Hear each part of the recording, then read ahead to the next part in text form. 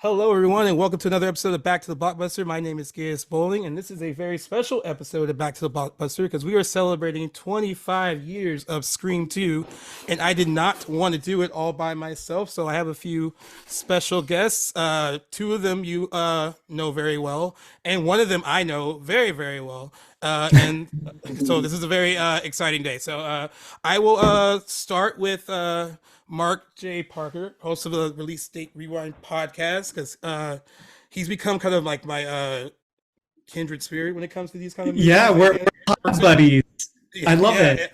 Yeah, it's great. So like Mark was on when we did the 25th anniversary of the original Scream. Yep. And for people that were listening, he became like an instant like favorite of all the guests that we had. And I was like, well, thank you. yeah. So then when Scream, the new Scream came out, he participated in that. And then he most recently did I Know What You Did Last Summer with me, and I did Candyman on his podcast. Oh yeah. So yeah, it's been really fun. Tell everyone a little bit, in case they don't know, about your podcast. Sure. Yeah. Thanks, guys. Thanks so much for having me back. It's always so fun. So, let's see. For the last, I guess, like 2.5-ish years, I've been running Release Date Rewind, which is my podcast where we celebrate movie anniversaries. So, like I said, he was just on my show. When was that? 2 months ago when we did Candyman. We talked about Candyman for its 30th anniversary. So yeah, I like to bring on different friends, different podcasters. You guys will be on someday, I'm sure. But yeah, it's fun. We nerd out, right? We talk about movie trivia. We talk about our favorite scenes. And so talking about this iconic all-time, like one of my most favorite sequels ever with you guys. I'm like, I have my I don't know if you can see. I got my girls. Yeah, so, I can see it. Yeah, I'm ready. That's awesome. Yeah. All right, and then we also got our boy Donnie. Like I said before, like on last week's episode, he's become like our honorary like co-host because he either will fill in when I really need him to fill in, or he goes out of his way to find someone to help fill in. He did that with his buddy Brandon, who did a really good job on our Black Panther episode, and he's not only a fan of the show, but like has become a really good friend outside of that. So thank you for being on, Donnie, as well. I'm glad to be here. I unfortunately do not have a podcast. I have a review page, but I haven't really been writing lately. I've been busy with school, but I'm glad to be here as always. And we are always glad to have you. And lastly, the last person that's on is my boy David Park, who I have known since I was shorter than I am now. Very, very, very young age, since like middle school. But this movie and these types of movies and this particular era of like kind of like the teen slasher teen movie movement, that was like our jam back in the day. And it kind of continues to be our jam, I think. So it felt really good to have him on for this one, especially because there is a backstory to seeing this together that I will hopefully remember once he starts telling it, so I can jump in and also be like, oh yeah, that happened. But yes, David, thank you for being on. And you also have your own podcast, not movie related. No, it's not. If you want to exhaustively go down the rabbit hole of every single released Jimmy Eat World song, I'm one of the Jimmy Eat Pod. And it's a fun podcast. We talk about so many different things. Like there'll be a 30-second song that's a demo that they posted to SoundCloud in like 2001, and it'll be a 2.5-hour long episode where we talk about movies and people, because there's nothing about the song really, and then we'll just go on and on about different things. But yeah, Gaius and I have known each other forever, and I do want to say, not that you need more credibility because you already had an audience built in, but what people miss is the nuance. Me having seen you in the 6th grade, like something would happen on Buffy and you would be like, oh, don't worry about that. Their contract is signed for 2 years. And I was like, you were so on top of stuff. We're in the 6th grade. He was like, oh yeah, I'm not too concerned about it. Like, it's not like a banger will happen. Amazing. Oh my God. Yeah. So that's the type of person he's always been. And I mean, I've got embarrassing handwritten screenplays. We didn't have final draft or anything. Like we hand wrote screenplays online. Yes. He knows Beautiful. what he's talking about. He has such a passion for this. And the minute he started posting movie stuff to his personal Instagram page, I remember you talked about this recently, Gaze, where you had to start a new one because your friends were like, "Why don't you post your regular stuff?" And I was like, "No, this is Gaze's It's regular stuff. him." Yeah, no, yeah, it was definitely like the Hermosa Beach people that didn't quite and like understand, because like, you know, I'm hanging out and going out and hitting the pier, and like it's a different environment compared to when like I'm still nerdy, but like I was way nerdier back then. So they were like, why are you posting like the movie of the day on your personal page? Like, I understand. And like I think they just got annoyed seeing it. And you know, it's funny, like I guess the best kind of like, I don't want to say revenge, that's the wrong word, but a lot of those people that kind of made fun of it and were like, yeah, I don't know what this is, what the point of this is. Once it became something, those same people were like, see, man, I told you. If you had just, I was like, no, you didn't. No, you didn't. You told me Anyway, not to. I wanted to give that context to the listeners because I've known you for so long, and I feel like that's a little piece of nuance that you would probably never say about yourself. And No, those I are never would. Yeah. my favorite things that I remember. Like, you've just always been so on top of it. So yeah. Yeah, I've always known what I wanted to do, at least like what in like industry I wanted to be involved in. Yeah, and I guess that's true. Even in 6th grade, I was like reading my Entertainment Weekly, trying to stay on top of, trying to stay on top of like everything. As Jada Pinkett says in the opening scene, I read my Entertainment Weekly. I know my shit. And as a kid in the theater, I was like, oh my God, I read that too. I know my shit. I also know my shit. Yes. It's so true. So yep. Well, Scream 2 came out on December 12th, 1997. I guess within like a year, almost of a year of the first movie. 51 weeks, right? Yeah, less than a year. Pretty The quick famous turnaround. the famous studio rush to want to have a sequel. I was so yeah. And I guess they felt like they had to strike while the iron was hot, because they didn't know if this thing was like, if it was like a fluke, or you know, yeah. I talked about it with Mark when we were talking about I Know You Did Last Summer, and like why I think that movie is important in its own way, because like Scream could have easily been a fluke, but then I Know You Did Last Summer doing well was like, okay, maybe this isn't a fluke, and these kind of movies are kind of coming back. And then by the time you get to the December of 97, you get like the sequel to Scream, and everyone is super excited for it. And it was like this big culmination of like, it feels like these movies are really here to stay now. And you could actually, you know, I mean, being younger, I could feel that energy a bit like before it came out. Even as like being that young, you kind of could feel it. And it was a really cool, I mean, we talked about that before, like it was a really good time for us, because like it felt like those stars and those type of movies they were our people, and those movies felt like they were being made for like our generation. You know, like I said, like we all grew up with like, you know, Friday the 13th and Halloween, but those weren't like our movies. Like Scream 2, I Know You Did Last Summer, those were our films. And it was interesting, because I was like looking up to see like how well the movie did and like how it was received critically. And it did really well financially. It only made like a little less than like the first movie. Definitely opened larger than the first movie, because the first movie, as Variety said, was DOA after its opening weekend, and then it of course like had legs and built over time. I know Rotten Tomatoes is not a good barometer of this, but like the original Scream has an 80% on Rotten Tomatoes. Scream 2 has like an 82, 83%. So it's slightly better. The audience score for Scream 2 is 59% though. And the audience score for the audience score for the original is 79%. And I brought that up just because I'm going to just say this now as a Cliff Notes version of how I feel about the movie. I think Scream is a better film because of like what it started, and like it does pave the way, but I've always preferred Scream 2 more as far as like rewatch value. I just think it's just more fun. But like usually with these things we talk about how we kind of first became acquainted with the movie, and I'm going to end with David. I'm going to, just in case he needs more time to think about, and I'll start with Mark. Like, when did you first see it?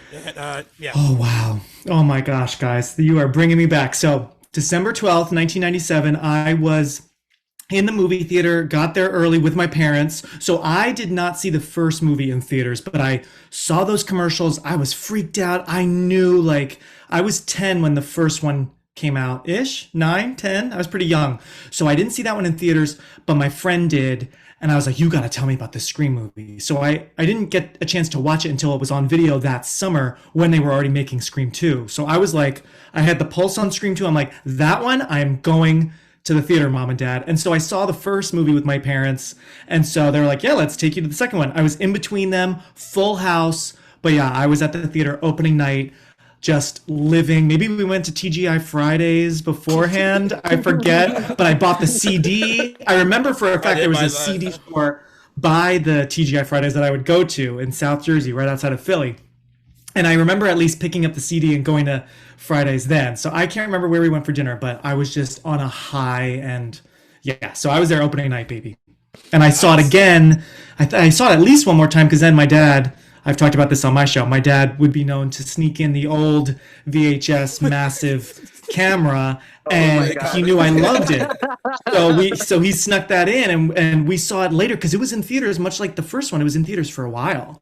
So we snuck in later, like after school one day, and he recorded it for me, and I just replayed that VHS. Like, because I agree with you, guys. Scream 1 obviously is a masterpiece. Scream 2, a little iffy, but I love it so much that I think I might have actually seen Scream 2 more than Scream 1, maybe. Yeah. Yeah, it's definitely, I think I've watched it more than all of them. I mean, including the original. Yeah. So I agree with that. And I think it's funny too. Like you said, it did play in theaters a while, much like Scream. And I think Dimension like re-released it for a little bit because it was like on the verge of crossing $100 million. And that's when, you know, Dimension really wanted it to like get over that hump, and that's what allowed it to get over the hump. But yeah, it played a while, much like the original Scream did too. Yeah. Donnie, you're interesting because you're younger than the rest of us. So when did you? So I've got a little bit of a story. So obviously I wasn't even born yet when this came out. I'm a 2001 kid. Sorry guys, I don't mean to make anyone feel older, but sorry. But no, so funny thing is that I didn't really know anything about Scream growing up. I was still like a toddler, you know, so all these were still coming out on VHS. And my mom was the one that always had these movies on VHS. But funnily enough, she only had the second one and the third one on VHS, not the first one. So that's how I got my start. I watched the second one. I didn't watch the third one until I watched the first one, but I was able to get the first one on DVD. So I watched the second one first. Luckily, it didn't spoil anything for me somehow. I mean, I was a kid. I didn't really know anything. And I got my start when I was like, maybe about 4 or 5. And I just remember watching it over and over again to the point where my family got annoyed with me because the first thing I do when I'd go to anybody's house, specifically my grandma's, was climb the entertainment center, get to the top so I could get to the VCR up there, put it in, stop, rewind, start it from the beginning, and I just sit there. I was the most calm. I was the most calm 4-year-old you'd ever seen in your life. But I remember. But yeah, I got my start with Scream 2. Personally, it's I don't know, especially with the new one and everything. I've been circulating and rotating a lot with like the first, second, and that one. But I think the second one's still my favorite. Yes, obviously the first one is better in its own regard because it's what started it all. But something that the second one does for me that the first one didn't is it just knows what it's doing now. It wasn't really as unsure as it was with the first one. I mean, the first one, obviously, Wes Craven knew exactly what he wanted to do. He wanted to poke fun at like the whole horror tropes and, the industry on its own. But the fact that he went with a sequel and did the exact same thing, I agreed with a lot more that was said in the second one than the first. Because it's true. Sometimes the sequels are, they're inferior films, but a lot of the times they always come out on top because there's a lot more to do and there's a lot more to work with. And even in the whole college classroom scene with Randy and Sarah Michelle Gellar and, and freaking Joshua Jackson, he's in there. They're all arguing they're all just arguing about how like Aliens, The House 2, Godfather Part 2. They're like, you got a hard on for Cameron, but sometimes the sequels are better. Personally, though, I do like Alien more than Aliens. However, I do like The Godfather 2 more than The Godfather. So, there's a lot of bouncing around going on there. But yeah, as far as sequels go, Scream 2 is definitely the penultimate sequel. It's just up there for me, with Terminator 2, The Godfather 2, things like that. But yeah, it's just always been the favorite growing up. It really does double down on like what the first one did. I mean, like we are. I mean, with the first one playing up all the horror tropes as well, but then like doing that with the whole like sequel idea too, like to basically say to almost protect itself in a way. It's saying like, oh yeah, sequels are never as good as the originals. And it's willing to make fun of itself just in case you're like, well, this one's not as good. It is playing that. It plays up that whole thing like really, really well. And I think like, I mean, I've talked about it before where there's certain sequels, or you talk about TV shows that go into like their second seasons after like their first season is really successful. There is a confidence in Scream 2, I think, like from top to bottom, from like the directing to the writing to the cast, everyone involved. It seems like everyone, it's like they have this like energy from being a part of a hit that it seems like they brought to like the second movie, and you can kind of feel that throughout. And something else that I think that it does better too, or that it, was very confident in doing on its own, is that it's a lot funnier than the first one. It didn't want to take it. Maybe it didn't want to take itself as seriously. I don't know if that was intentional, but I just know that this one had a bigger heart to it. I mean, you don't get better than Jerry O'Connell singing a poor version of that Top Gun song in the cafeteria. A lot of people hate that, but I love that scene. It makes us all fall in love with him. It's such a relieving scene after we just watched Randy get like stabbed to death in that van. Right. Yeah, we needed that. All right, David, try to take me back to so 1997. I pulled up Box Office Mojo because I had to look to see what movie ticket we bought, because there's no way us in 8th grade got into Scream 2.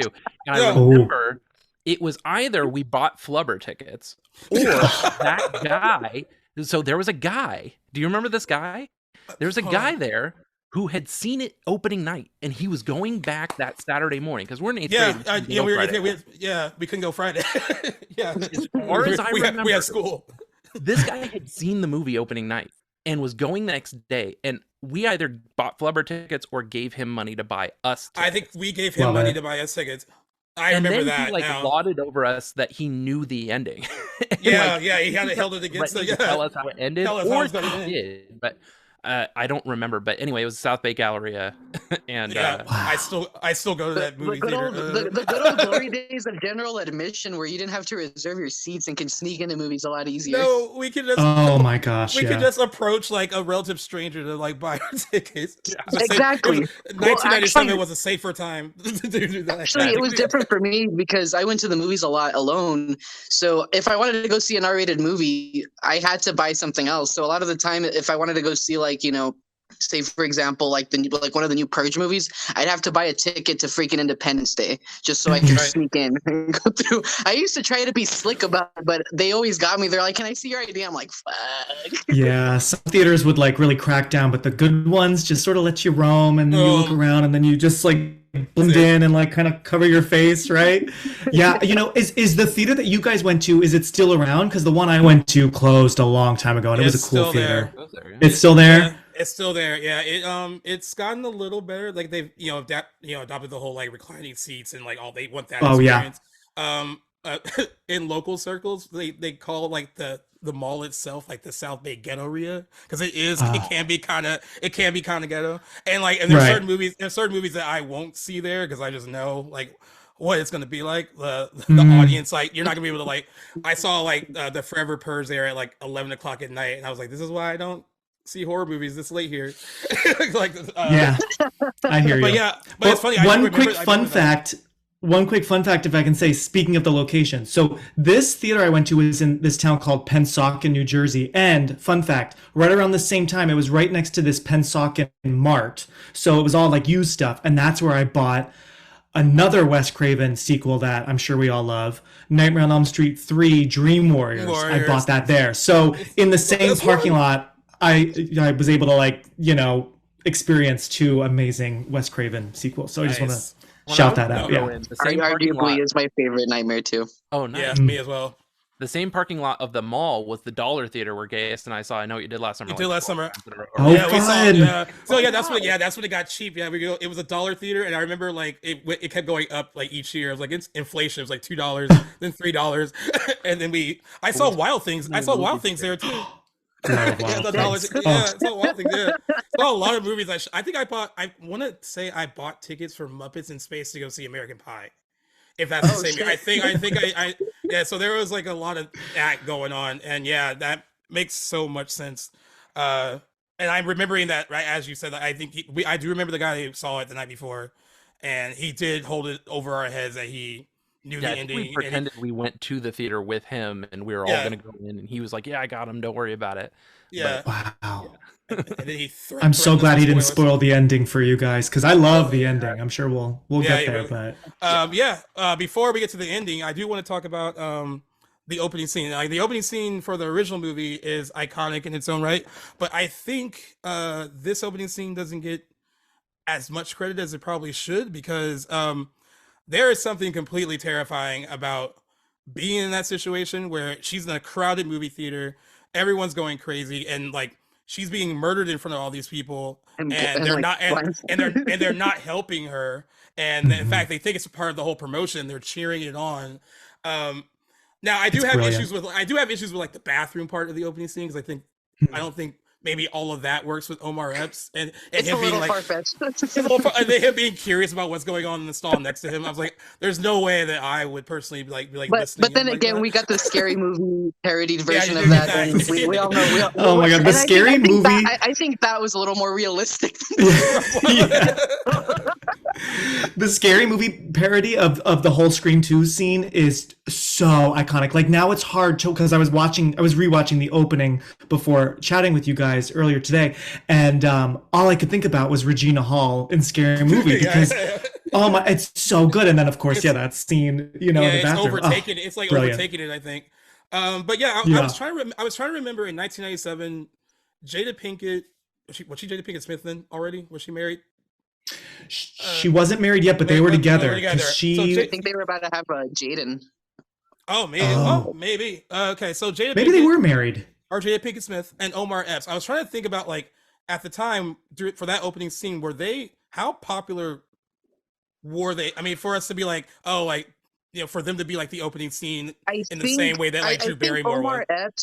Omar Epps I think had a little bit more of had a bit more of a rise to stardom because he was already in Love and Basketball and Juice at the time. I think Jada had just come fresh off of Set It Off, if I'm She not was in, mistaken. yeah, So Set It Off. yeah, Yep. Love that one. Yeah, Hmm. that's a really good movie. If you yeah, haven't seen it, I mean, I'm pretty sure you guys have seen it, of course. But Hmm. to those that are watching or listening, I mean, you got to see that movie. It's just it's a one of great movie. those. Yeah, It's a really good. It's a product of its time, but it's one of those that it's like a time capsule. You can open it up 20 years later, and it's still just as good as it was 20 years yeah, ago. I definitely Hmm. agree. But yeah, speaking of like the popularity, yeah, they had a really good start in the 90s, especially Omar Epps. I mean, he worked with Tupac, so that was like a big Oh, boost. and Juice. Yeah. Um, but as far as Jada goes, I'm not really familiar with her 90s work a whole lot other than Set It Off. And I know there was another movie that I can't think of that I also know put her on she the was map. originally the first choice for the Vivica A. Fox role with Will Smith in Independence Day. Independence So Day. she definitely Okay. like already had like a clout to kind of like be in those movies already. But I forget exactly what else she So did she was before in Set a It lot Off. of like I know what she we was in call that Tales from the Crypt movie. Do you yeah, remember she was Tales in from the Crypt, yeah, Demon Knight? Yeah. Demon Knight, and she was in Menace to Society. She's in what a lot of people would call like hood classics in Mm. like the early '90s. I Like Right. forgot they she's are. in Menace. Oh my god. And then she was on a different world for a while. But yeah, Hmm. I was trying to like as far as like okay, these two being in the opening scene, would it be like shocking for them to like bite the bullet in the same way that it was shocking for Drew Barrymore to bite the bullet? And I guess it really isn't because Drew Barrymore was a much bigger star uh, at the I time that think she the did whole Drew Scream. Barrymore thing was a lot more off-putting, was because I mean, yeah, she was coming in hot from the '80s, and then still like having that same stardom in the early '90s. So to see her have like some sort of like starring credit, and then get killed off in the opening, yeah, that was a very shocking thing. But the second time around, I guess I mean I don't know if it was really formulated then, but um. I think anybody in their right mind would just assume that yeah, these two are getting killed. They're gonna die. You bring up a good point because I feel like, and obviously it's hard to remember exactly what I was thinking 25 years ago, but as a kid seeing it and seeing that opening, which is like the movie theater, and seeing these two new people, yeah, I kind of thought like, okay, this is going to be the new formula. Now we're going to see them die, but I don't know how. I feel like I wasn't surprised that they died. It was the way that they died that was the way they died is disturbing. I mean, the way she dies, she screams, and they're all there, and a few of them like have her blood on them, and like some of the women are like, "Oh my god, this is freaking me out!" Like, wow. And I feel like Nev Campbell in an interview, maybe around the time Scream 4 came out, said that Jada's scene is her scariest scene in the franchise. Is Nev's. She thinks it's the scariest. I mean, I can agree with that, honestly, because, I mean, yeah, it's like you say, you know, how everyone slowly just kind of comes to, like, wait, man, I don't think they're fucking around, you know, like, this is actually real. This could be real, and then they just see her, and then they see her fall up on, like, you know, at the front of the auditorium, you know, how much more real does that get? But and I love it's scary to just get killed like that in plain sight. Like, and don't you love how it just cuts to silence for a second? I love that they let that have its moment, and it really like throttles you. It's like, whoa, because the music and then she just lays there dead for like a good 3 seconds, and then that was like, I feel like that. Wow. I feel like that. I think that could be interpreted as like a reaction of the whole theater. They might have even cut the sound off the movie just to like, oh shit, guys, like what's going on down there? Yeah, I feel like that was them saying like for the real life theater to be like, oh shit. So it's like, we are not messing around. Like, you thought this might not be as good as the first one. Just, you know, buckle up, right? I'm trying to put myself in the shoes of Kevin Williamson and Wes Craven in that, okay, we're rushing the sequel. How do we set up the audience? Let's say that at the beginning of the scene, you put them in a public place. In your mind, you're thinking, well, no way are they going to redo what they did in the first one. No one's going to die there in a public place. Right. At the end of it, obviously you realize, oh, this is a formula for the franchise. And then the reactionary thing. Remember, there was the whole thing between the director's cut of Scream and the theatrical cut, where it was like, oh, we weren't on Drew Barrymore long enough in the tree or something. It was almost like a reaction to that from Wes Craven's point of view. I'm going to hang on this shot because I'm not fucking around. Yeah, that's a good thought. I mean business this time. Yeah, exactly. Yeah. Yeah, you definitely. Yeah. So I guess we can agree that like the opening scene in the original is iconic, but this one is more shocking because of like how it's iconic in its own regard. Yeah, how things transpire. Yeah. I mean, like, and the stabbing is just like vicious. Like that first one to her gut is like you feel it, painful, and then like with her running around and him just running up on her and like just like it's relentless. And like it definitely it feels personal. Like you're just like, okay, this one's not fucking around this time. Right. And also what I love oh yeah, go ahead. Oh, sorry. I was going to just quickly say, guys, also, it's such a bold move that Jada is wearing a maroon shirt. When you know that blood, so they were like, yeah, she's going to wear maroon, and we are just going to stab her repeatedly so that, like, right? Like, I just thought, like, you know, and I didn't catch that at first, but later, you know, as I got older, I'm like, wow, bold move. Because most, you know, they're wearing white, like Drew's wearing like that cream colored, you know. Same with Liev Schreiber, Cotton Weary in the third one, like it's colors to show the blood. This is like, no, darker skin, darker shirt, but it's going to be drenched in blood. Like it just ups the ante from the get-go, right? That's another way to look at it too, is that they thought they were joking because you really can't see her bleeding, and it's so dark in there too. Or if you've been to a theater, you know how dark it is. So a lot of that color can just blend, especially if you're wearing those, like, you know, a dark maroon color such as, and that's actually good that you bring that up.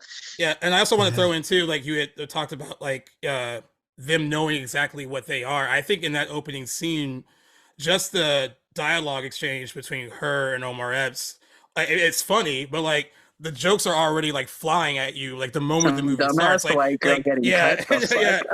knows exactly what it is. Yeah, it knows exactly what it is, and like it puts you right back into that headspace of watching the original, but they're going even like further with it, and not afraid to kind of go further with it. And like I love the opening scene a lot. I think it works in so many different ways. And I actually watched the movie again yesterday when I got home on the 4K, and like I forgot. I mean that opening scene still hits really, really well. And do you guys remember when they were shooting it?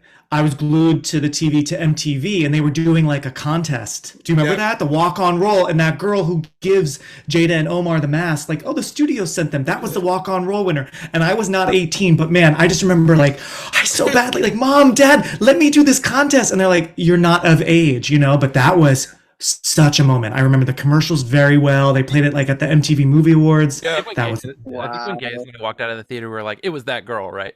Definitely that girl. That girl. Because this was the first time I rewatched it where I actually could see. I never caught this. The actual date is in the movie theater. Like the Showtime ticker thing, it said 12 April 97. So it's amazing how they shot that.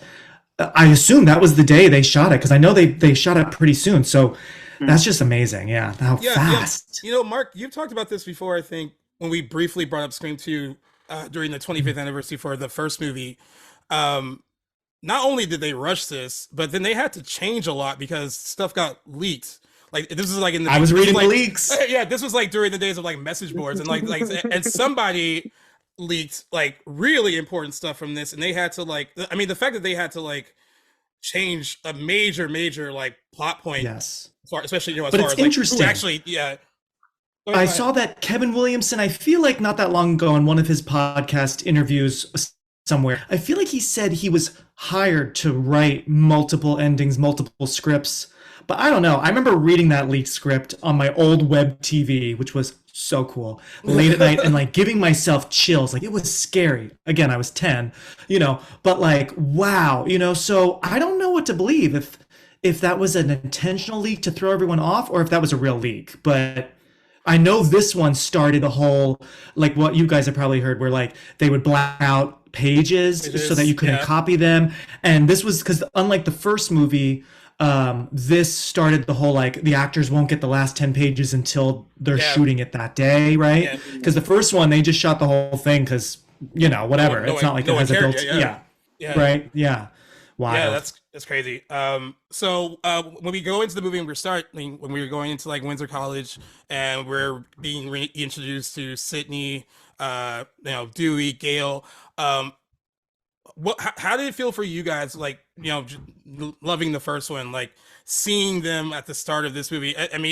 We're talking about them doubling down on the jokes. I love in the beginning where she gets the phone call while she's in her dorm room, and it's like the guy pretending to be Ghostface, and she's just like yawning and so over it, and she has caller ID. Like she's already like prepared herself from like what she went through the first time. Cory Booker. Yeah, Cory Booker. 555 something, right? Yeah.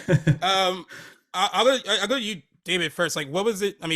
Being able to see these main characters that we kind of fell in love with in the first one. What was it like seeing them the second time around and seeing how much they kind of had grown, basically? I think that one of the most striking things is actually you can tell that like the budget is just through the roof, like compared to the like film stock, like how incredible her hair looks like in that opening.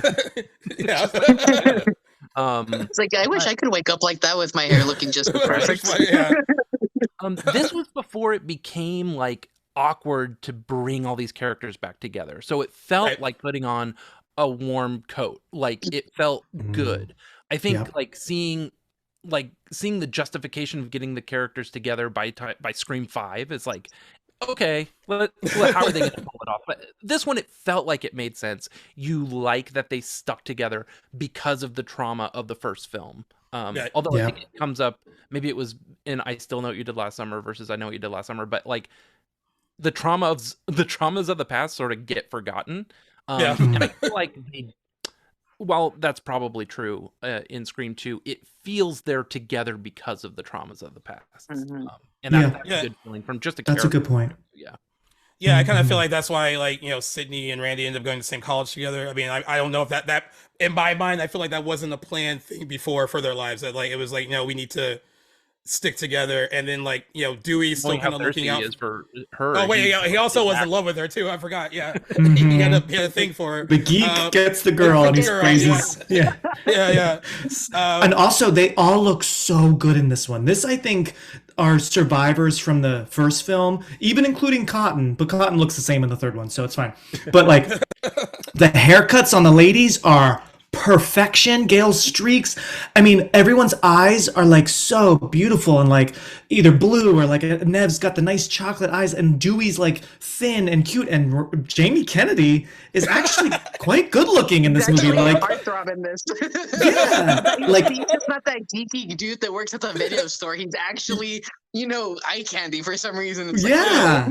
like, They all look so good.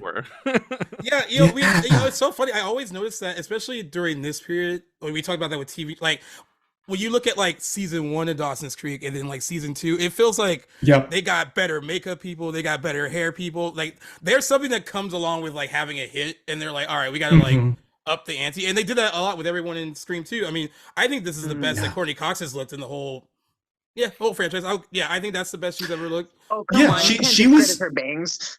she's stunning. Well, the bangs. She's stunning in the first one, totally. I mean, her close-ups in the first one, gorgeous. But there's something about the red and the blue and the like. She looks so good. The 1 and 2. I think so good. it's because you can see her face more.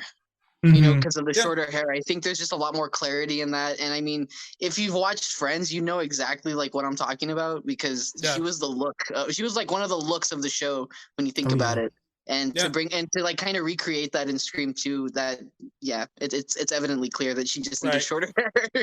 And I agree with you, David, too, about like in this one, like organically bringing them all together, it all kind of made sense. You know, you have Randy and Sydney going to college together. It would make sense that Dewey would want to come and look after her. Even though I still feel weird that he doesn't bring up Tatum that much. Like his sister did die, and like other people bring up Tatum, but he tends not to. But it does make sense that he would want to look out for her. She bullied him a lot. It also totally makes sense that Gail would be there because she's been chasing like the fame associated with this, like, you know, since the first movie too. So like I like that, like it makes perfect sense for like every main character from that first movie to be there. Even Cotton Weir, I mean, like the fact that Leo Schreiber had like how many seconds in the first movie? He had like not one line. He was in that one, right? That one scene where they're watching him on TV. Yeah, it's amazing. And now this is his biggest screen time, right? Is probably this one. Yeah. And like to legitimately bring him back where it makes sense. And I love too that like he's also chasing fame like in a different way than Gail Weathers. Totally. He just really cares about like, come on, Sydney, they made him such a good interview. Yes, for real. Yeah. I really thought he was going to be one of the killers, and in the leak or in one of the versions, there were 4 killers, and he was one of them. So, yeah. I do love the opening after the opening scene and that whole stretch where you're getting introduced to everyone at the college. Like that is probably, as far as like dialogue and everyone kind of interacting, that is my favorite like stretch of the movie, because you know you're getting like you have the whole scene with like you brought up earlier, the film class discussion with like Randy and Cece. And does Joshua Jackson character have a name? You just call him. He's just film class guy, right? I think he's just college kid. College kid.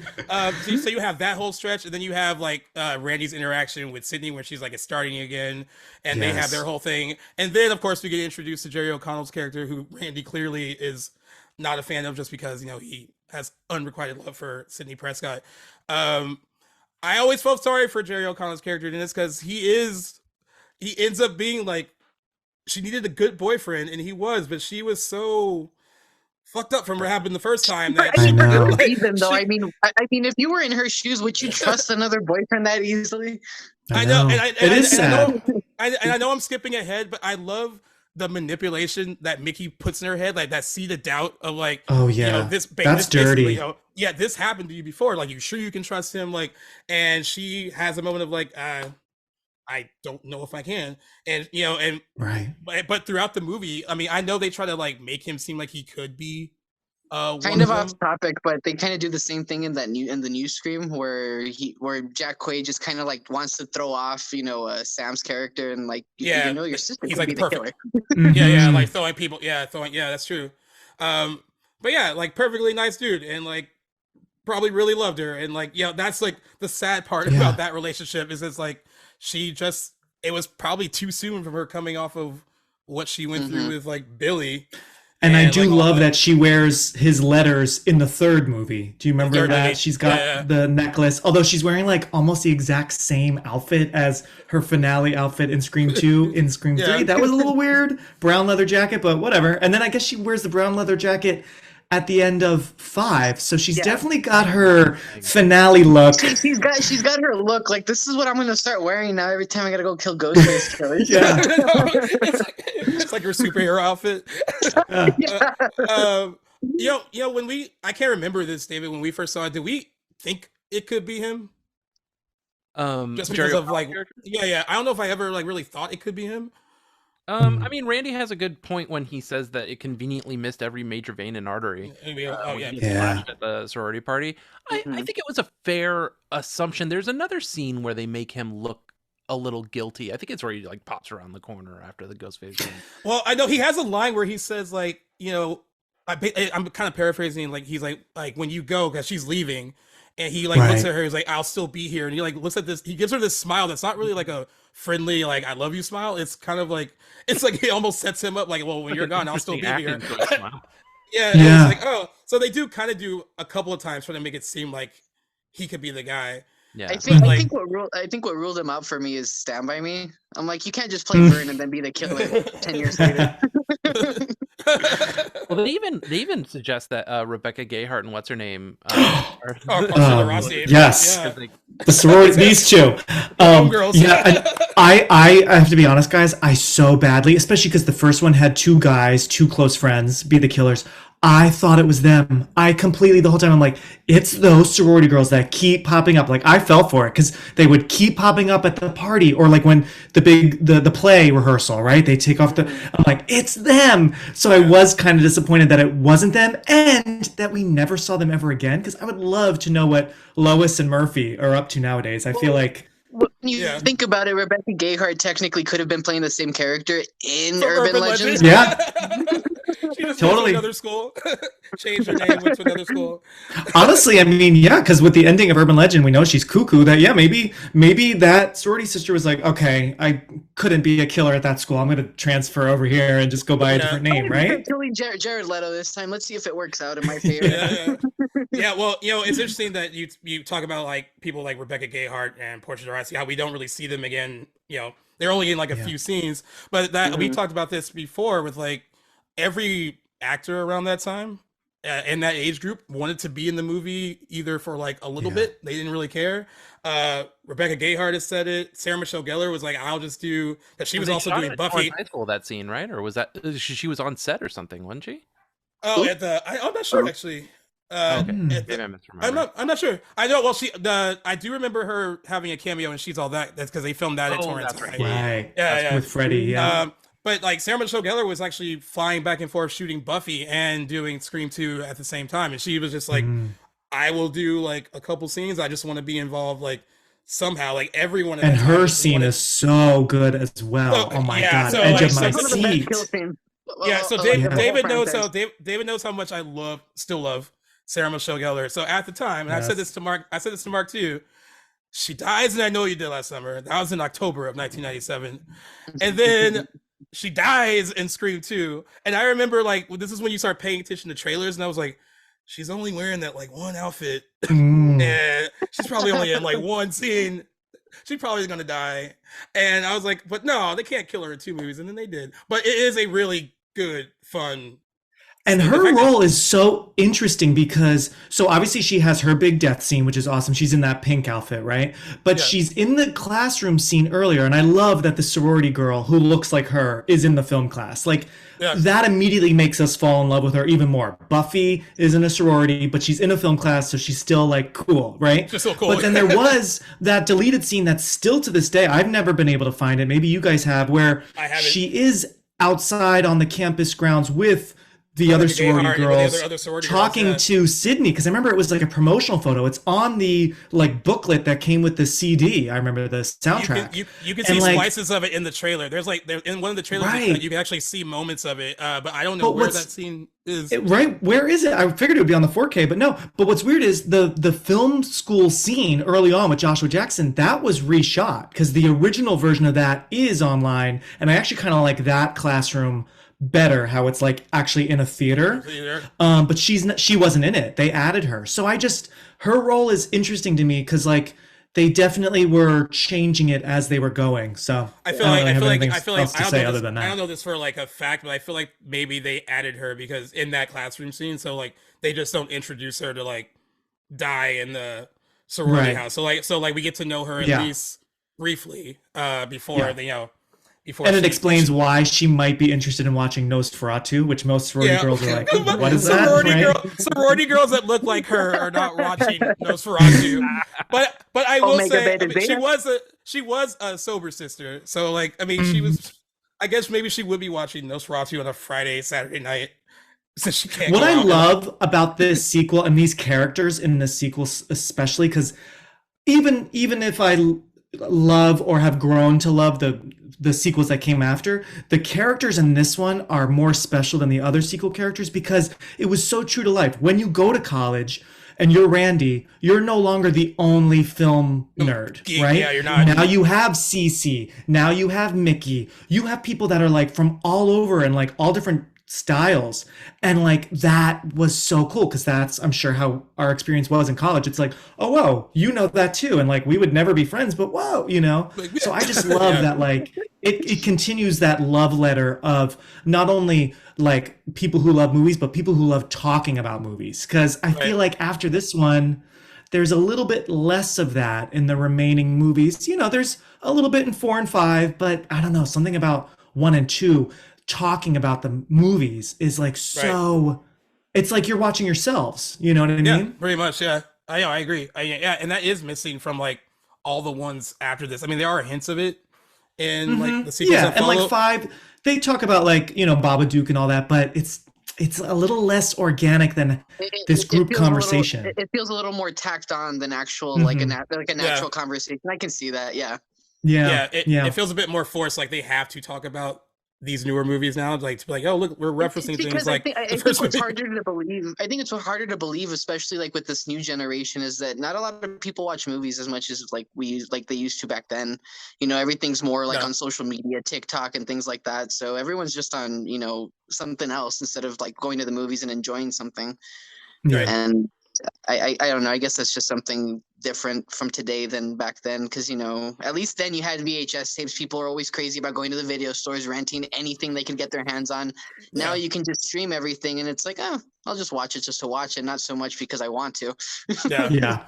yeah. I also want to point out too. Speaking of CC again, I don't understand why she felt she had to be so dedicated to staying there and being a sober sister because there was clearly things going on in the house and she clearly should have left.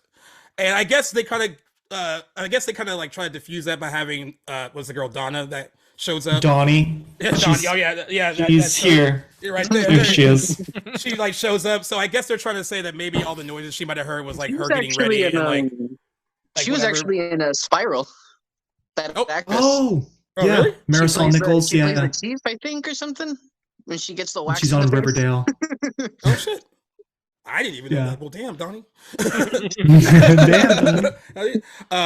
But yeah, that scene is. And do you I know it's Selma Blair on the phone? Selma Blair on the That phone. Sarah Yeah, that she's Michelle talking. is, Yeah. which I love Yeah. that because then Cruel Intentions came Because- out, not all that long after. and then they ended up becoming best friends after they did Mhm. Cruel Intentions together. Yeah. Yeah, A lot of that movie in the theaters. yeah. Ooh. I saw that shit. Yeah, that was like so dirty when we were like, oh, and now it seems so tame compared to like, what's out today. Yeah, and I love that. I love her scene too, and I love that they make fun of it in Scary Movie as well because like she's running up all those stairs and like throwing like a fucking planner, and then there's just a bike sitting like And at then the there's top of Grandma. the steps. Yeah. Well, But yeah, Gaius, actually, I'm glad you bring that up because we last talked about I Know What You Did Last Summer, and I was even reading the script that's online for I Know. The director of that, Jim Gillespie, changed some of Sarah Michelle's chase scene because Kevin had written in that one, not only was there more of a car scene with her where the fisherman's driving around with her in the back, Yeah. which is sort of similar to what he did in Scream 2. But apparently Helen, as she's running around the store, is throwing various stuff at the fisherman. But the director of that film thought this is getting a little silly, so Kevin just lifted that for Cece in Scream 2 to throw like the bike and stuff. Monkey and So those, yeah. I thought that was a fun little, Yeah, trivia there. The director mentions it on the new 4K for I Know You Did Last Summer that Oh, like the car stuff was in the original script for I Know You Did Last Summer. he liked it, but felt it didn't work for what they were trying to do in like the area that they were in. And but he said that he loved that he lifted that and used it in Scream 2 because he felt that the way they used it in Scream 2 was probably much better than how they were going to use it in I Know You Did Last Summer. Yeah. So it's cool that we got both basically. Yeah. Favorite Scream characters altogether. I know, right? It doesn't get enough. Yeah. Yeah. And bringing up more new characters. Okay, so we have Mickey, played by Timothy Oliphant. That was the first thing I've ever had seen him in. I guess that was our first exposure, a lot of our first exposure to him. And then, oh god, why am I blanking on the girl that plays Hallie? Elise Neal. Elise Neal. Yeah. I actually love both those characters. You know, I think Tatum as a best friend is a tough act to follow because Rose McGowan was really good in that. But Elise Neal, I also don't think gets enough credit for like her role that she plays at Scream 2 because her and Nev Campbell have really solid like friend chemistry. You can tell that like while they were filming it, there is like a blooper where they're doing the stuff in the cop car. And like Elise Neal is trying to like scream and stuff, and Nev Campbell can't stop laughing because like Elise Neal is like is obnoxious. She's like, "Girl, stop it!" Like she's just trying to, and she's like trying to like keep it together. But you could tell that they got along really well while they filmed it, and that kind of translates. She has so many best friend moments, like when she sasses the cameraman. Did you get shot? Yes.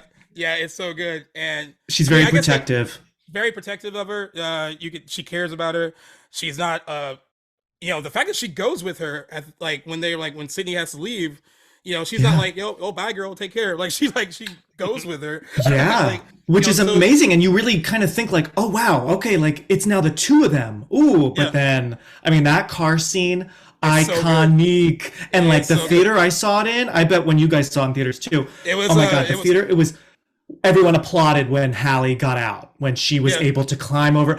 You could feel the room like sigh with relief, but then and that was one of her death is one of those moments in the movie where it's a little imperfect, you know, it's a little silly, but I'm still all for it because it was such a shock. They toyed with the slasher or boogeyman can teleport. Yeah. They did. I was like, they were like, we didn't hear him get out the car. I guess he would have to walk around where everything was like kind of like fucked up and destroyed. You would hear him. Also, I mean, I know distracted when she stopped to comment how the pole went through the guy's head. She's like, yeah. Oh yeah, the way they die. I mean, that's how you. Oh, sorry. Go ahead. I was just gonna say, what's so good about this movie is some characters die who you barely know, but then some people, like the sorority girls, don't die. Where like I feel like Scream 4 introduced every new character and pretty much killed almost every one of them off. And it's like some of these people don't have to die. We can just never see them again, right? So this movie blended that really well where we're introducing a lot of people. Some of these smaller roles die, but some just walk away fine, and that's life. You know, Gail's cameraman. Oh my gosh, why can't I not remember his name? Oh god, what Joel.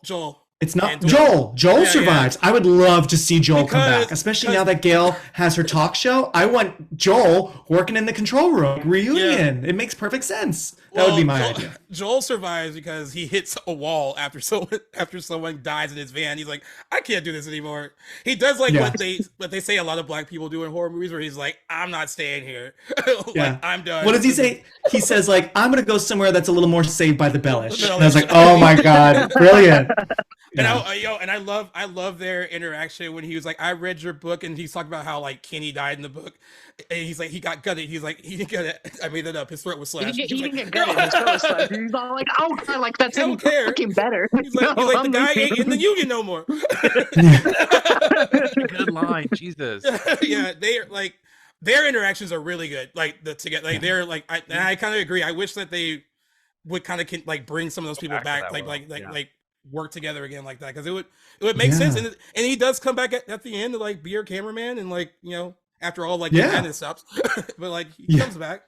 But yeah, I agree. There's certain characters that like were introduced that were just like fun to be there, but they didn't have to like get killed off. You just don't see them again, or they survive. Right. And a little fun fact is even you can just tell how far Kevin Williamson goes, because Dwayne Martin, who plays Joel, actually makes a brief cameo in The Faculty. Oh yeah. I love The Faculty. You're right. Yeah. Yes. Yeah. Actually, you know what? Talking about like I don't want to take it away from their friendship. Hallie and Sydney clearly get away. Like they like are running. They're like, "Let's go." We got off the car finally, and then Sydney's like, "Nah, I want to know who it is." And like, it wasn't you, but I had another friend that was like, Sydney's responsible for her death, right? Like, I don't know why we let that slide. They were like, that's a good point. Well, like, in a way, yes, running. but I mean, even then, Hallie could have just ran away too, Mhm. if she really wanted to. If she wanted to, she could have pulled her black card and kept running if she wanted to. Yeah, you're totally right. You're totally right. But it's like but like you said, a true she friend. can handle herself. Like you said, a true friend till the end, and she didn't want to leave her side. So like, yeah. Yeah. I just thought that was funny that my friend told me that. He was like, "No, we don't hold her accountable. Sydney is responsible for her death." Like, I was like, You're not wrong, man. You're not wrong. And what's funny is that I like Mickey too. I mean, I kind of he looks really nefarious, so I was like, I wasn't surprised that he was one of them. You know what gave it away for me is that he also has a very like small amount of screen time. Like he's just kind of there as a background character half the time, or not so much a background character, but he's just sort of sidelined throughout the movie. So his reveal is not all that surprising. But yeah, like you say, he's just got like that nefarious look to them. Like he kind of has like that skate. He's got that skate look to him, kind of like he kind of screams killer, but he's you the don't new know for Skeet. sure. Yeah, he looks like he's up to no good. Even when he was trying to comfort Sydney after the whole thing happened with like Cece and like his comforting looks missing. Totally. Yeah, he's like so slouched. And I think what's hard for his character is because I don't think any of us were that surprised by his character. The other killer though, my jaw dropped. But I feel like the last time we really see him is when he's in the hospital with her and he lets it kind of slip. He says like, well, why would he go back in there anyway? And she's like, how do you know that? And that's like we do see him at Jerry O'Connell's the cafeteria singing scene. Yeah, he's in the cafeteria scene. But that's basically it. Yeah, we don't really see him for a while. He does that. Yeah, you're right. Yes, he gets the crowd going. But then that's it. It's a shame, they didn't think of having him in one more scene somewhere to throw us off because he's not even like at the frat party that Jerry O'Connell's now tied up, where the girls are, So that's why it's kind of like, oh, okay. I think at the same time it was good that they left it obvious just to throw us off with the second killer because it makes you think like I don't know if they're gonna do the whole twofer again, Yeah, and also Billy was not really that much of a shock in the first film. I mean, Matthew he Lillard keeps Matthew Lillard. Yeah, that was the second killer at all. Let alone right. Yeah. I don't think anyone was thinking like there'd be two. I mean, that was right. I think what gave away Matthew Lillard though is how much he didn't really care about Tatum disappearing. Because he just goes with like the whole maybe she got pissed and like dipped. Just bailed. But, she bailed. Yeah. I'm like, dude, like if you love her that much, I'm pretty sure you'd actually be looking for her and not so much brushing it off. But then again, he kind of looked like a player, so he probably just hooked up with some other chick. Yeah. Also, it was the mid '90s. It's like, okay, whatever, new girlfriend, right? Lillard in the sorority party scene. He is. He is in the sorority party scene. Yeah, because he and Nev were dating. He was dating Dev Campbell at the time. Yeah, so he is. He had blonde hair, right? It's funny because this whole like Stu Macher thing could be alive throughout the whole franchise is uncanny. Like everyone's the fact that they throw in so many indicators, even though he's not playing Stu Macher like as like the background extra in Scream 2, there's still that possibility because even Wes Craven wanted to bring him back for the third movie until they had to rewrite it. So they never really debunked the whole idea that Stu Macher could be alive. But come on, he totally died. That TV on his face and the electrocution. Well, when you think about it, a lot of people have like gone through that, and the survival rate of that is actually a fair number.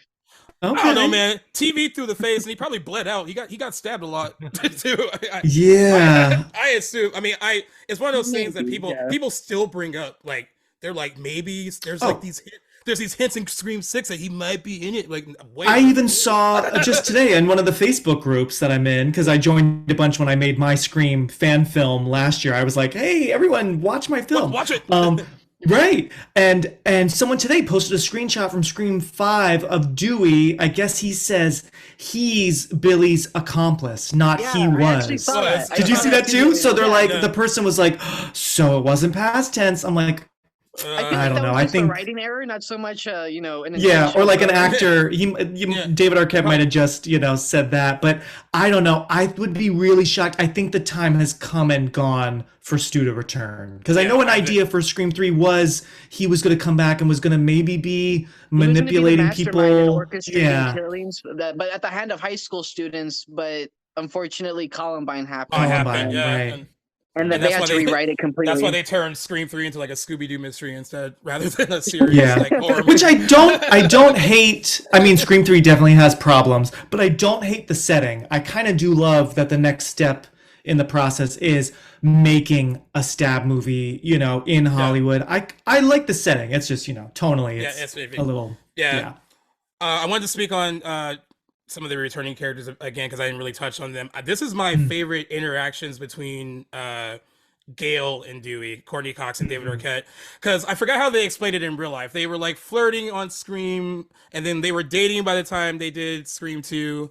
I think married or getting married by the time they did Scream 3. Yeah. Divorced, divorced by the time they did Scream 4. I think the whole proposal scene in the Scream 3 was sort of like a hint, like, hey, we're actually Yeah. married in real We're doing, life. but like Yeah. you can actually tell like there's like the flirtiness that goes on in Scream 2, like between them, like even the hostility at first, where it's like he can't even really quite be mean to her, like when he like does that party talk Chapter about having like 5, nice, or yeah, I don't know what you yeah, said. yeah. He oozed with something, right? Inexperience. Inexperience, yes. Oh, it's so cute. Their Yeah, banter and is really cute. He seems like insulting her. He's like, "Oh yeah, by the way, nice streaks," and she's like, "Well," like, And then she's like, so you did read the book. yeah, no, yeah. But like, and I like that, like, by the midpoint of the movie, they make her grow too. It's like, like at this point, it's like I don't really care about like chasing this stuff anymore. I just want to find out who's doing this. 'Cause Yeah, now I it's love gotten out that of scene. hand.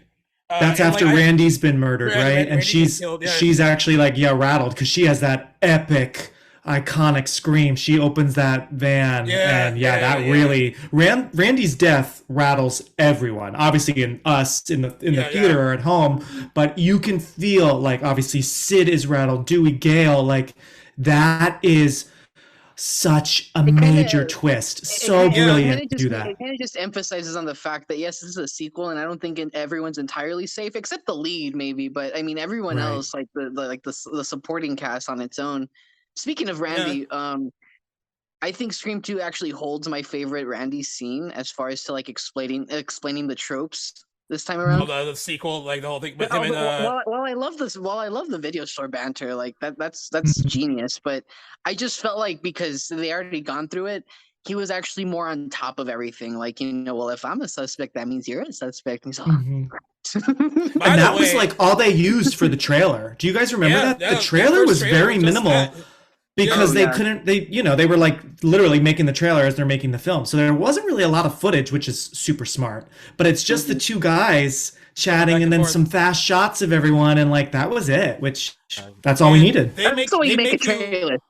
Yeah. And they make you really, really, I mean, you already liked Randy from the first movie, but they really make you like him leading up to what happens with him. Like you're like, and like you said, it rattles the cast, but it also rattles the audience because like, I'm not thinking this when we're younger watching it, but like someone important has to go, right? They can't just like kill off like random supporting characters because that doesn't raise the stakes at all. I just didn't want it to be him. Because I think I identify with him the most. I mean, out of all felt of like he was just too important, but then again, he did lose his virginity at the back of the video store. That's true. I tried to justify it in my head. I was like, well, maybe he's a killer, but then like, why fake pulling him into the van? Like, yeah. That's true. Although it's crazy, it's in broad daylight. Like it's like that scene is jarring just because it's like. Yeah. Like and Suburban Life by I just love how the van's rocking and the boombox guys just pass by. They think somebody's getting laid in there. Yes. Typical college it's so behavior. Twisted. Yeah. But they do that in Scream 3. They Scott Foley looks like he's dead, but really isn't. So they could have done that, and Randy could have still been the killer. But there's something about it, like when the characters like Sid are crying and like she's there. It like oh wow, we just lost a major fan favorite.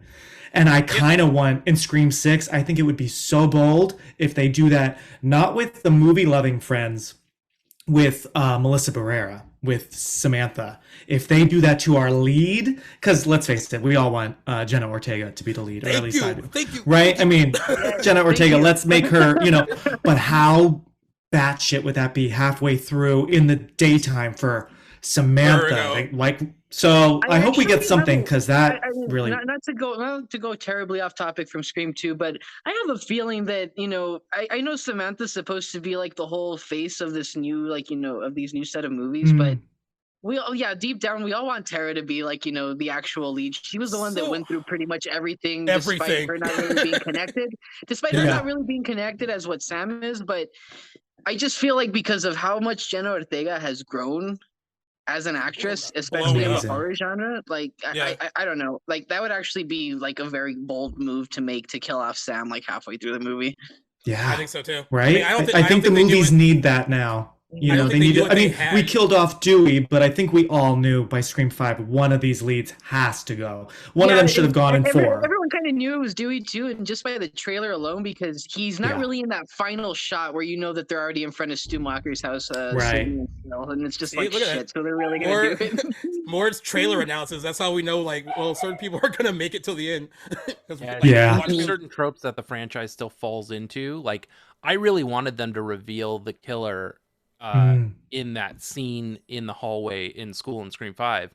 Halfway through the movie, reveal one of the killers. That would have been cool. I actually thought they were going to do that, or actually maybe even kill one of them. Like I actually thought Dewey was going to shoot him in the head, but then get one final stab in. But I don't know. It's just that's just one of the few things that I don't like about Scream 5 is there was just a lot of missed opportunities to try and move it around a little bit. I think there's some promise if they're able to shake up things in this way. Oh, I think they're definitely going to go a lot in some more wonky directions with Scream 6. I think the only reason they didn't in Scream 5 was just to reestablish hey, this is what Scream is about. This is what you love about Scream. But this second time around, we're going to try to up the ante. They had to Force Awakens a little bit. Yeah. A little bit. Yeah, they have to go back to the realm. Let's just do this kind of the same, but a little different. And as Scream 2 shows us, it's so great when you can get out of Woodsboro, because I don't need to be back in Woodsboro for a while. I think kind of got exhausted. We're good. 4 and 5 are almost like the same movie. So let's go to New York. The college setting is perfect for the second one. I love that. Yeah, and I'd love to see. I mean, we haven't seen the trailer yet, and there's a couple photos, but it's kind of hard to tell, But I'd love to see some more dorm action, something in the hallways. Or did you guys see that really good, scary? It's a Thanksgiving horror movie called Christie. Does that ring a bell? No, check it out. I watched it a couple Thanksgivings ago. Finally on YouTube. It's a few years old, but terrifying. It's no one's in the college dorm over Thanksgiving break, slasher on the loose. It's good. So that could be fun to see a little bit more, college I think I've heard about stuff. That. Who's in it? Oh my gosh, I'll look her up. She's done other things, but I can't remember her name right now. Haley I think I'm familiar Bennett? with the actress that's in it. Yeah, I'll look her up while we're chatting, but check that out. That's a good college horror movie for sure. Nice. Well, I think it's funny too because Jenna Ortega, they were interviewing her on a red carpet, and she said that this new one's gonna have more chase scenes. And when I'm thinking about chase scenes, we talked about Sarah Michelle Gellar's chase scene, and I know you did last summer. But Courtney Cox has a really good chase scene in Scream 2 that I don't think gets enough credit. I mean, it's really well done. When she's running in between the pillars or whatever. That whole sequence is so good. And then the way they do where she's in that soundproof room and he's banging and she can't hear it. I was so heartbroken. I was so heartbroken. I'm that's pretty grisly. They really did it again. They really fucked with us. But it actually looked like he died that time. I was so no, they didn't take someone else. Right. Yeah. I know. And to have it be super quiet until he falls on the ground and gets in the microphone and screams her name that, and then you can't hear her scream when she's freaking out about that whole scene is it's so good. And it's so scary because when the killer's trying to really break down the door and it looks like he's gonna get in there, Gail's got nowhere to go and she's just hiding. And that's a good riveting scene. I had no idea what was gonna happen. Yeah, and I like that they did that for her because she doesn't really have that huge like kind of chase scene in the first one.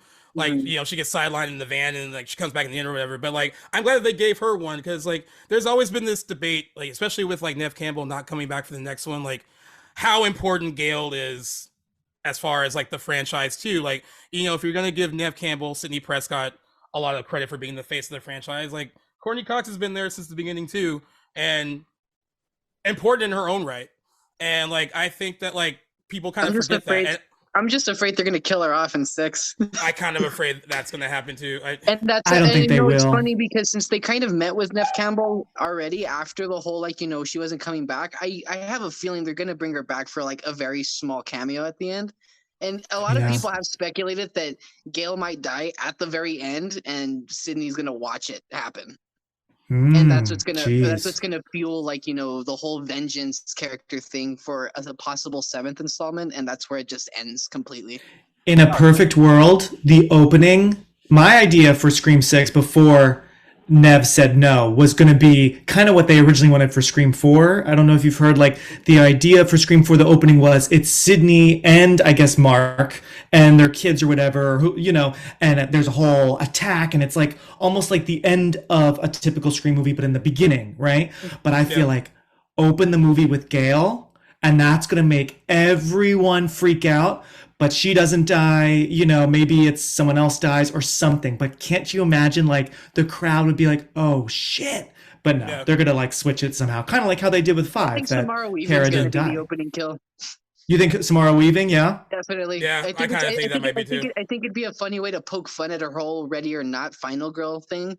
Yeah. Right. Especially since it's the same guys, same minds and everything behind it. Yeah, that would be good. Especially because she's not in that big photo with like all the characters, you know, with Kirby and all them. Yeah, that photo made me worried. That, like, much like how you, Dave, were saying, like, this was Scream 2 is the first and maybe only time where seeing all these people together makes sense and it feels really good. Seeing that photo made it seem very easy to get all these people back when I'm like, it looked like a second or third act photo, and it's like, why are these people missing?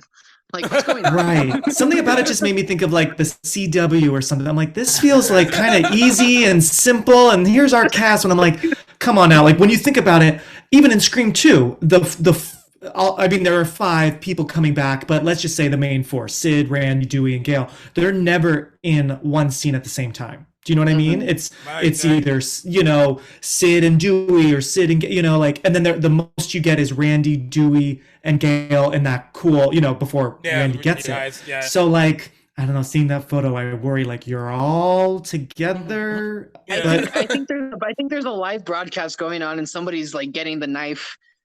And they're all kind of like watching it together because if you notice, they're all looking at something with like an expression of like worry. I do want to get into. We talked about one of the killers, and you talked about how the other one was a big surprise. You know what? I'll say it. My buddy Sean doesn't like that she ends up that it's Billy's mother. I mean, and they make the joke about like the whole. I feel like Gail would have recognized her, but they'd make that whole joke about like. This is 50 pounds and all the work later. I love that line. Oh my god! Because you know she's in Gail's face for like a few scenes, right? Yeah. But you know what? I was able to suspend disbelief enough to be like to buy that. Like I'm glad that they never have her and Sydney run into each other because like.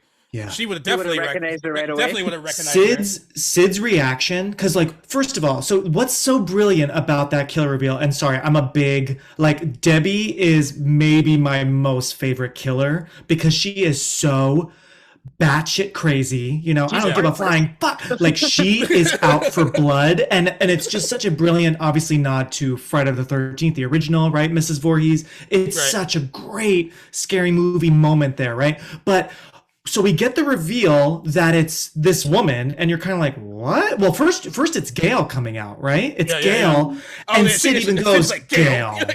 Because you know, for a while, people... She's like, really?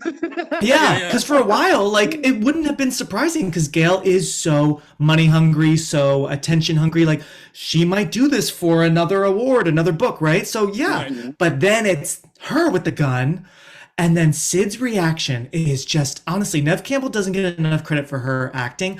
That moment and how she takes her time, but it's still quick.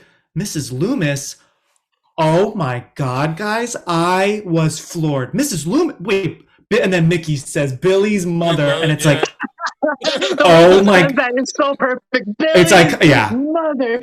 yeah, but like that. So good. Do you guys agree? Like that is like Shakespeare, right? Like, oh my God. I kept biting my tongue because I didn't want to talk about the ending too soon. But yeah, specifically on paper, that's a terrible way to write that scene. Yeah. It's the delivery of actors that make it work. Exposition is terrible. You need to write around it if you can, especially if you're Kevin Williamson doing a Wes Craven movie. But you get the right talent to deliver the line to drive home to the audience member who's like, what did she just say? Mrs. Loomis, to really hammer the point home that this is Billy's mother, like in a way that doesn't feel stupid is awesome. Yeah. I agree. You're well said. It's hard, but they sell it. And it's just crazy because it's not like that was part of these people's audition scenes. It's not like, what's his name? Timothy Oliphant, like auditioned for that scene. He didn't know he was going to be the killer. Maybe they said like, okay, like act spooky or whatever, you know? So yeah, they all sold that scene. And then when Cotton comes in, then I was kind of like, oh shit, like Sid might not get out of this alive because now too many Cotton's people. crazy. Right? And I think again, one of the many endings. Well, so the one version I had read, there were 4 killers. It was a true copycat. It was Jerry O'Connell, it was Derek and Hallie, which would have been interesting. They were a couple, kind of like what I guess Scream 5 did, where they were like a couple in real life or whatever. So they were a couple. It was Mrs. Loomis and it was Cotton, where at the end, Cotton shoots them and you don't know who, if he got them both. Did you guys see that or hear that? I've heard about it, yeah. Yeah, where it just ends, where they're on the ground and it just ends, which is like, wow. But I guess the Weinsteins wanted more of a ending, you know? Yeah. Yeah. The Weinsteins. I know. You know, it's interesting like to hear about all these like different ways this could have ended, and like wondering if like they could have worked if they actually used them. Like, you know, I remember hearing that a lot about like, you know, Jerry O'Connell and like, you know, Hallie Bean. I was like, could that have worked? I guess it could have. I mean, like Kevin Williams is a great writer, so I mean, I guess it could have like honestly. I think it could have worked. It kind of would have been really sick and twisted, but I do feel like I mean, I don't know. It was too soon to some extent. So I mean, I think just at the time though, I think it would have felt a little too soon to repeat the whole boyfriend thing. But the best friend thing was actually really smart to do, like because you never really suspect the best friend, because I mean, look what happened to Tatum in the first one. You know, it's hard to do that. So to do it in Scream 5, you know, that was a really good gap to have to repeat, you know, the boyfriend thing, but then throw in the whole best friend thing. However, a year later wouldn't have worked, I feel. It would have felt too soon. Yeah. It was just like, oh, that was a little cheap. I love what they do with Cotton, where like, you know, where Mrs. Loomis is holding Sydney and he's basically telling her like, oh, how's that Diane Sawyer interview like sound now? Basically like, are you gonna do it? And then she says, consider it done, and then he shoots her in the head. But I like that he explains to her like, oh, like I really wasn't gonna like, you know, you didn't have like basically you didn't have to, like, I wouldn't have like hurt you. Such a wholesome character. He really is like, despite him, like, you know, he just wants redemption and a little bit of fame. That's all he wants. And like, I do like that they set him up to be like much darker than what he is. But like, it is funny. That's all he kind of wants in the end. Just like, hey, I went through this whole ordeal because of you, but I really don't want to hold it against you anymore. Like, let's get to a place where I love his reaction when I just love his reaction when Gayla and Sydney just shoot Mickey, and he's just like, whoa, like just out of nowhere, like what the fuck? Innocent. And that's such a great moment for those two characters to like just watch them just like firing guns at this dude, like the two final girls of the franchise. I think it was just all that frustration they let out in that at that point, like just pulling that trigger so much. It's like, you know what, fuck you, like I've had it, I'm up to here. We're gonna make sure you're dead. It's so badass. In my mind, I feel like they're thinking, I can't believe this happened again and so soon after the first time. Like, how do we go through this again? And then of course, like the way everything ends up, you know, Dewey survives being stabbed, and that's nice to see. I mean, I love the That was genuine such a look on her, relieving the moment. genuine look on her face when like Joel gives her a mic and then she hears him like bringing him down, and that genuine look of like, oh my god, he's alive, and like I'm going with you. I'm not going to leave you. Like such a good moment for those two characters. It kind of goes back to like I don't know if it was I don't know which one of you said it, but how Gail kind of grows in this movie. Yeah, Mm. yeah, You know, it kind of shows how much she's willing to put aside like her career and that whole ordeal because Dewey's okay. Like that's how you know like she genuinely cares about him. It's not because she wants to get close to him for some sort of story. You know, yeah. this is like, you know, I actually care about Dewey that much. I'm willing to put my career aside.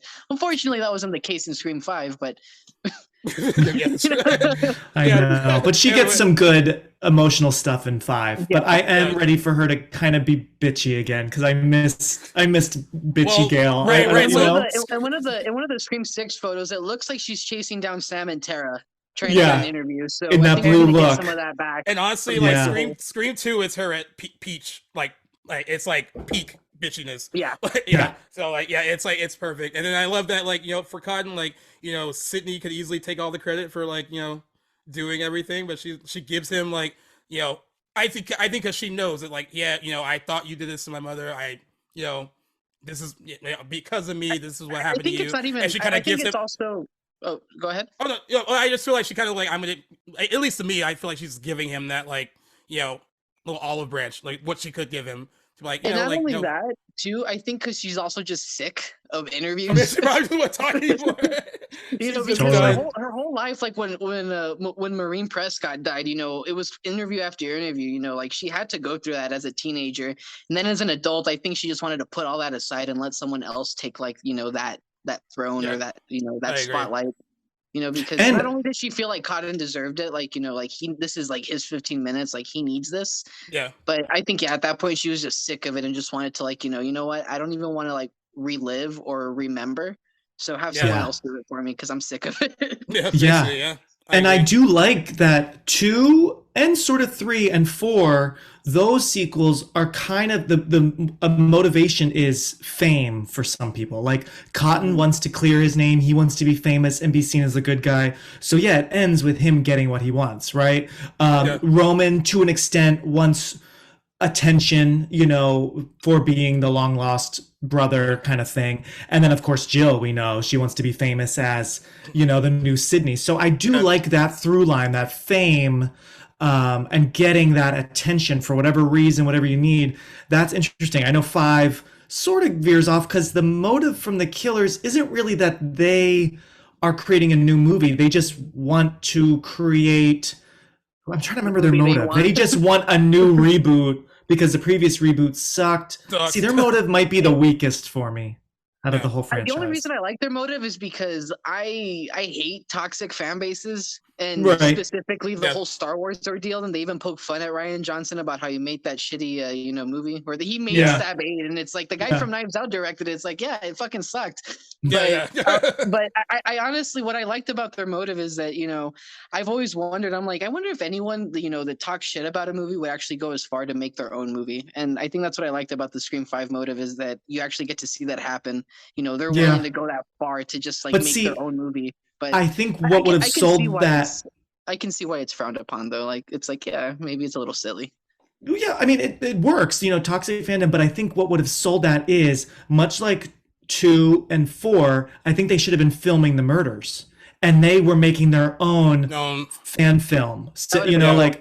like, right? Or like, let's do this. And then they're going to remake our footage as a big budget movie. I think there just needed to be something else there. And that's why, like, in the shot with like, when Ghostface turns on the voice changer, the red dot, I thought that was like a camera. I was like, I ooh, thought okay, so we're going too. back to I'm that, like, huh, right? That's Yeah. interesting. that would have been interesting. Yeah. I know that David has to go soon, but I want to just wrap up. I'm going to ask you first. 25 years later, having seen this movie a handful of times, where does it kind of stand with you now, as far as compared to the first time I guess we saw it together, and where it kind of stands in your life in this moment, I guess. It's the sequel I go back to the most, for sure. And I think you're right. I think it has the most repeatability. Like, if I'm going to lay down and just put something on, I think I'm going to spend more time watching Scream 1 actively as opposed to passively taking in Scream 2. I can walk in and out of a room and enjoy it as scenes. And that's not to take anything away from it. It's just the type of movie it is. Right. And Scream 1 is a whodunit from the beginning, and you don't even realize that that's what it. You know what I mean? Like, it's its own beast. Right. Scream 2, yeah, it's an incredible sequel. It set out to do that thing, and it was successful at it. Yeah. I agree. What about for you, Mark? I mean, I think I already know how you feel, but yeah, I still think it's amazing. I definitely, for me, it's the best sequel. So 1 and 2 to me are like on the same level. I love them both. They're both good at different things. 2 is just such a perfect sequel for me. It's more colorful.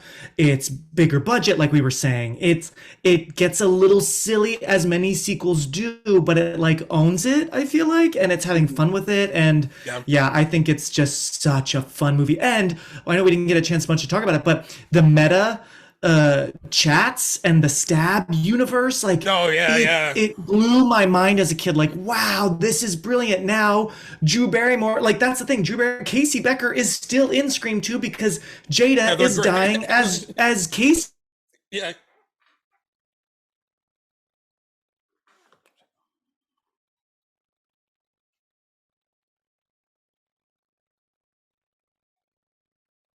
Storytelling and all that. It's just Luke Wilson. Luke Wilson as Billy. Oh yeah, it's brilliant. I love that. And Tori Spelling. Yeah, Tori Spelling and I were chatting about this. Oh, really? Because I put her face on a prop poster in my fan film, because in my fan film, it was sort of my version of Scream 5 before Scream 5 came out. And Stab is now a TV show, as we see many horror movies now are turning to TV, right? Like Chucky. And so I used a paparazzi photo of her. She found it, and I sent her the poster. And she told me, she's like, I absolutely loved making this movie. I think she really wants to do more Scream movies. So that could be kind of fun to somehow bring her back as herself.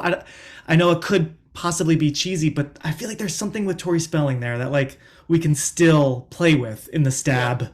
By the way, Nancy O'Dell had a good little Scream run as well. Oh yeah, she was on Access Hollywood back then, and she. Oh yeah. Yes, she had a good little run in those. I'm sorry we didn't get to talk about that more, but yeah, I did love the meta stuff that they. I mean, Wes Craven was already doing that with New Nightmare. I mean, he was already like playing around with that a bit, and they, like we said earlier, like they go to the extreme. They're like, okay, we're just gonna double down on all these kind of jokes that we kind of built in the first movie, and like go bigger with this one, and they do it really well. I mean, because that doesn't always work. I mean, it could have easily been like too cheesy or whatever, but I think it does really work really well. And Donnie, and you got parting words before about Scream 2 before we take off? Scream 2, it's like I said, I bounce around a lot with it between that and the first one. I think it just depends on my mood. But Scream 2 always had that special place in my heart because, that was the first one I ever watched. I grew up with it more. I watched it way more. I even think I still have a VHS copy of it somewhere over there. Yeah. Nice. It's like everyone said, it pretty much doubles down on everything. It's a bigger movie. There's just a lot more like rewatchability to it, and a lot of the times, it's the one I go back to. If I want to throw something on, I'm gonna watch that, and I'm gonna sit and watch it. I won't even be on my phone. I'll actually put my phone down just to sit through it. I think also another thing too is that I think I quote it the most as opposed to the first one. I think I probably do as well. Yeah. While the first one, the quotes for it are remarkable. Like there's just so much, there's just so much to say there. But I think the second one just has like a lot of more. I think the writing just improved upon itself compared to the first one. I have a girlfriend that I hang out with that actually, and I love her for this because I didn't know this until she quoted it, but she quoted the whole like safe condom sex thing that the sorority girls were talking about, and then the whole like but harmonica style's okay, right? And then like I was like, oh, you know that? And she's like, yes. Like, yes, I do. It's so good. Yeah, it's a really quotable movie. I think like. Probably a little bit more than the first. I don't know. I quote Scream 2 a lot. I gotta agree with Donnie on that one. I think for me, like I think with Mark, like the first two, real sequels suck. What do you mean? By definition, they're inferior films. Yeah, I think Scream 1 and Scream 2 are a good double feature. Like they're perfect together. I have Yeah. I have feelings still about Scream 3. I think Scream 4 actually has gotten better in recent years, especially when you look at the whole like reality TV angle of it. I And then still like Scream 4 only because of not just because of I don't like Emma Roberts personally as an actress, and I thought I know a few people who are like that. I just don't like her whole like wannabe star motive, but I just don't like the look of the movie. Yeah, the look is the saddest thing about it. Yeah, because these, as you guys know, like 1, 2, and 3. Especially 2, like what we're talking, this movie is probably the best looking film, but 1 also is really beautiful. But it was so crisp and such great angles. And then 4, it's all this greasy, very brown. I think it might have been an experimental thing, maybe. I don't know. I guess somebody saw a J.J. Abrams film or something prior and thought, okay, lens flare. Let's throw in lens flare with a little bit of an orange filter and let's see what we get out of that. I just don't know how they could have approved that. Like, I don't know. Because coming off of Scream 3, because what I liked about Scream 3, despite, yes, its faults, I just loved how it felt. It just oozed with a lot more of a dark tone rather than like, the colorfulness of 2 or like, the more like sadder, bleak tone of the first one. I just felt that the third one had. I personally think the third one's the best looking one. I guess I'm just a sucker for like. I guess I'm just a sucker for like darker, looks, and it just feels like a scarier movie, even though it's a little goofier than the first 2. I don't know. I just thought I've always just Scooby-Doo mystery, bro. Every time I watch it, like it feels like a Scooby-Doo mystery. Well, like, surprise! Someone dies and Gail comes running. Yeah, that's definitely Scooby-Doo. Yeah, it is. It's hilarious. Well, thank you guys all for joining me on this one. It's a lot of fun as always. David, thank you for making this your first time. Hopefully, it will not be your last time on. Mark, I mean, like I said, I look at the calendar and look at movies that I think that like you might like that have anniversaries coming up. I'm like, I gotta let him know before he gets too busy. So like you're always back for stuff like this. Oh, that's awesome. Yeah, let me know. And Donnie, honorary host of Back to the Blockbuster, always there in the pinch. Love it. Thank you so much. And yeah, this is a really fun chat. And as always, Mark, you can listen to an anniversary. No, go ahead. Sorry. No, go ahead. I was gonna say, Mark, if you're gonna do anniversary segments for Urban Legend and The Faculty next year, bring me on board. Okay, good to know. I've got plenty to say about those. Believe me. Okay, good. I love that, Donnie. Yeah, for real, because those are definitely on my list for sure. Yep. For 98, right? They both came out in 98. Yeah. Yeah, I feel like we'll both be doing next fall. Yeah, next fall. Okay. Oh yeah, that's all right. I was on your show for I Know, and then I talked about I Know on mine. But also, guys, if you ever want to do like a live, I know this is the nerdiest thing I could say, but if you ever want to do a live reading of the Scream 2 script that's online, that's different than the movie, and we can just bring friends on and cast ourselves, I am so down. So don't tease me with a good time. I will do it. Yeah, I will do it. It'll be like a podcaster, movie lover readathon. Because there's even like. I will literally. There's even like a lot of people to just. Oh yeah, totally. Because there's even like a scene of Sid and Randy go to the movie theater to watch Stab, which I'm so glad they cut because that. Because I feel like they wouldn't want to do that. They would not do that. Yeah. I feel like they'd be like, no, maybe at least not Sid. Maybe Randy in a weird sick way. After what Randy said, they're like, I'll wait for a video. Yeah. Right. Yeah.